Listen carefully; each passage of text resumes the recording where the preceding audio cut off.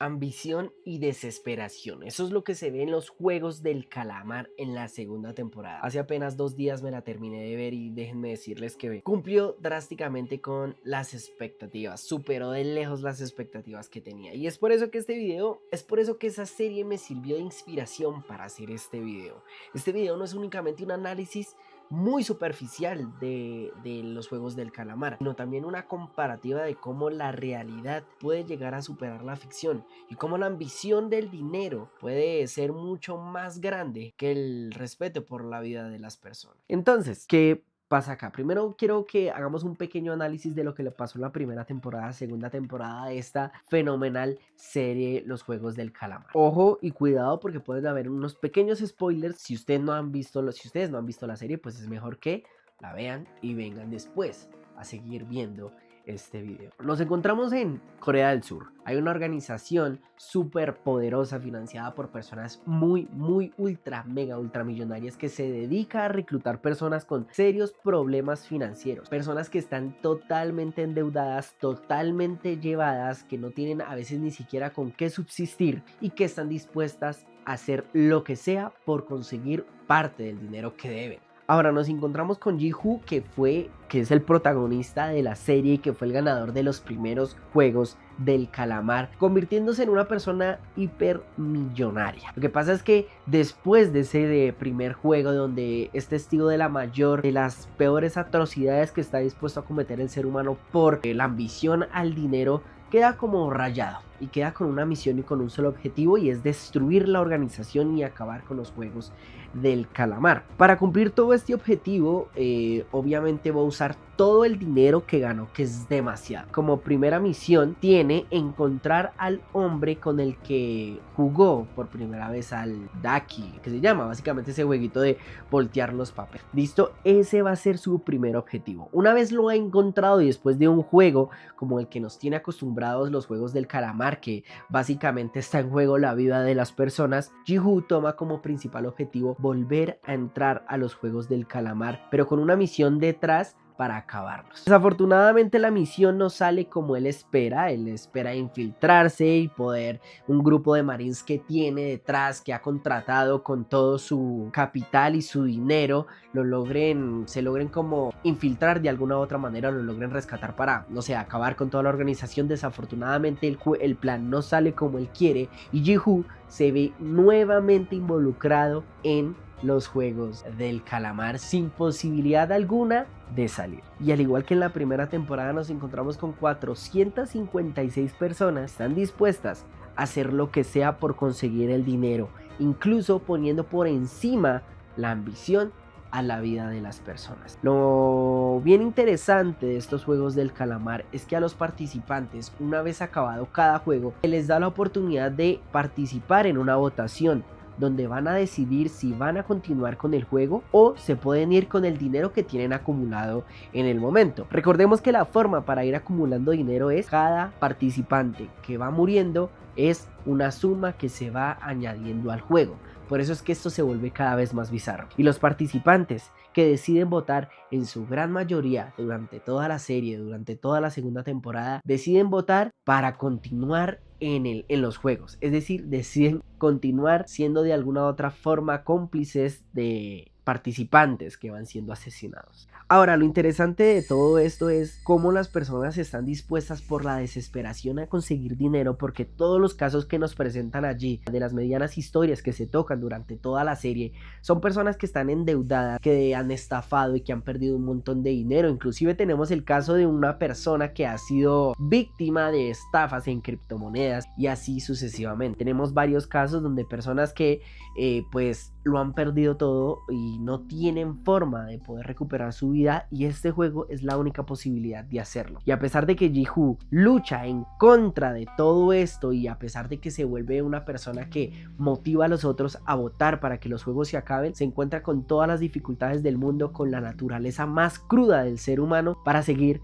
participando en los juegos y seguir siendo testigos de cómo va muriendo gente con el único propósito de ganar más plata. Ahora, podríamos pensar que este tipo de historias solo las encontramos en estas series, en series donde la cruda naturaleza humana se ve en su máximo esplendor. Series donde la moralidad está muy por debajo de los intereses banales que puede llegar a tener la gente. Desafortunadamente, como les dije al principio, la realidad puede llegar a superar la ficción, y el propósito de este video es que veamos casos donde la ambición por el dinero supera el respeto por la vida, tal cual como sucede en los juegos del calamar, donde la desesperación, donde la ambición, donde la deshumanización que hay y a lo que nos puede llevar el dinero está presente en los casos más crudos y más brutales. Sí tenemos casos donde las personas han sido capaces de matar a otros con el único propósito de obtener riqueza y dinero. Vamos a ver 4 casos donde este fenómeno está muy presente. Obviamente no vamos a ahondar mucho en cada uno de ellos porque si no el video se alargaría muchísimo. Si ustedes están interesados o les gustaría ver un video a profundidad de algún caso en específico, déjenlo en los comentarios que lo vamos a estar haciendo. Pero créanme que vamos a ver donde la crudeza es igual o peor que lo que hemos visto en los juegos del calamar. El caso de Joseph de Lucía, un hombre de 59 años que decidió matar a sus 3 hermanos y a su sobrina. Resulta que Joseph de Lucía creía que se le iba a excluir del testamento de su recién fallecida madre. Joseph vivía con su madre en ese momento y obviamente iba a llegar ese momento donde la repartición de todos los bienes y demás iba a suceder. Él creía que sus hermanos lo iban a excluir tanto del testamento como tal, es decir, de la herencia o la posible herencia que le había dejado su madre, y peor aún de la vivienda donde él estaba. Básicamente él vivía con su madre y pues al momento de llegar a separar los bienes él tendría que irse y seguramente no tendría dónde hacerlo. La policía en medio de su investigación encontró que Joseph de Lucía disparó a sus hermanos, a sus 3 hermanos que ya eran personas mayores y a su sobrina 2 días después de haber fallecido su madre. El caso de Nathan Carman, este es otro caso que lo deja a uno totalmente atónito de lo que puede llegar a ser la crudeza de las personas. Resulta que Nathan, un joven de 28 años, se fue a una excursión en un barco por el océano Atlántico con su madre, Linda Carman. Resulta que en la investigación de la policía se encontró que Nathan había decidido hundir el barco en el cual iba su madre y posteriormente se encontró a los 8 días de haber sucedido el naufragio flotando en una especie de esos flotadores y demás. En medio de la investigación se encontró que Nathan había decidido de alguna u otra forma asesinar a su madre para poder apropiarse de los bienes y propiedades que la familia tenía. No solamente esto, sino que también era sospechoso del asesinato de su abuelo en el 2013. Seguramente tenía los mismos intereses de apropiarse de propiedades o riquezas que podría llegar a tener su familia. Lo más curioso es que después de empezar un juicio donde se le pedía una condena de 30 años, Nathan fue encontrado muerto, es decir, no llegó a ningún lado. Este para mí es uno de los casos de los que les traigo, de los más brutales que hay. Lyle y Eric Menéndez eran 2 hermanos. En una noche llamaron al 911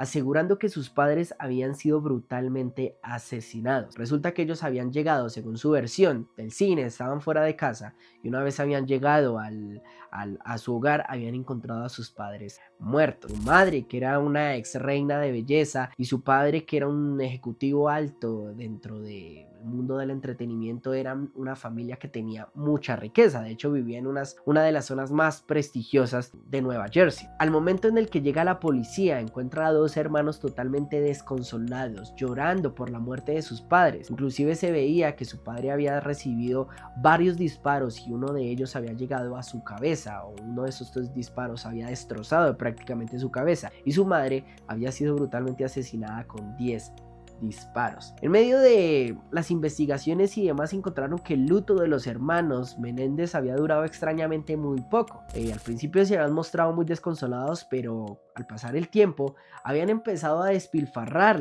el patrimonio de sus padres, llegando incluso a gastar $700,000 en muy pocos días. Esto era algo que no cuadraba en 2 hermanos que pues habían visto la muerte de sus padres recientemente. La policía empezó a investigar cada vez más y en un momento uno de los hermanos Menéndez, en medio de una sesión con su psicólogo, pues confiesa, la culpa no le permitió aguantar más y confiesa el crimen que había cometido, el asesinato que había cometido con sus padres. Desafortunadamente, para los hermanos Menéndez, la esposa del psicólogo encuentra unas grabaciones, pues el psicólogo estaba acostumbrado a grabar todas sus sesiones y les lleva directamente a la policía. Esto lo que hace es que inmediatamente se comprueba que los hermanos Menéndez son totalmente culpables. La versión de los hermanos era básicamente que tenían como un miedo reprimido por la cantidad de restricciones y la manera tan estricta que tenía su padre de tratarlos. Según su versión era que su padre los trataba de una forma brutal, pero por otro lado la fiscalía alegaba que el asesinato de sus padres se había debido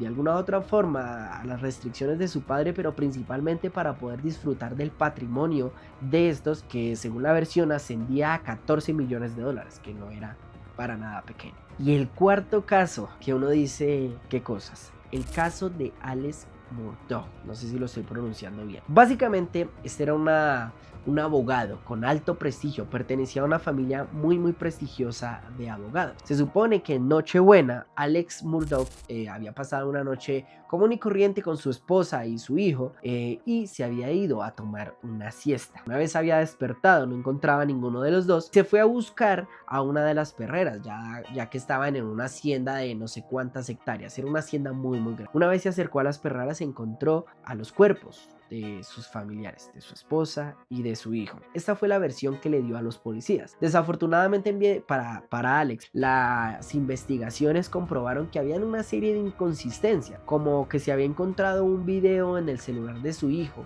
y como que los datos de ubicación del celular no concordaban en el lugar donde decía Alex. Posteriormente también se comprobó que pues Alex hacía parte, o digamos que había sido culpable, provocador de varias estafas. Una de esas estafas a la firma de abogados a la que pertenecía, en el cual había desfalcado varios millones de dólares. Por otro lado, también había participado en un supuesto intento de atentado contra su persona, donde su principal objetivo era que su hijo mayor cobrara pues el seguro, el dinero que le iban a dar las aseguradoras. Obviamente esto no funcionó como él debía. Posteriormente, la firma de abogados a la cual pertenecía aseguró que Alex había sido como despedido porque se había comprobado que había desfalcado a varios de sus clientes por millones de dólares. La investigación de la fiscalía aseguraba que el homicidio de Alex o los asesinatos de su esposa y de su hijo tenían como principal propósito generar una especie de sensibilidad en la sociedad, y que las investigaciones que tenía por su corrupción, desfalco y estafas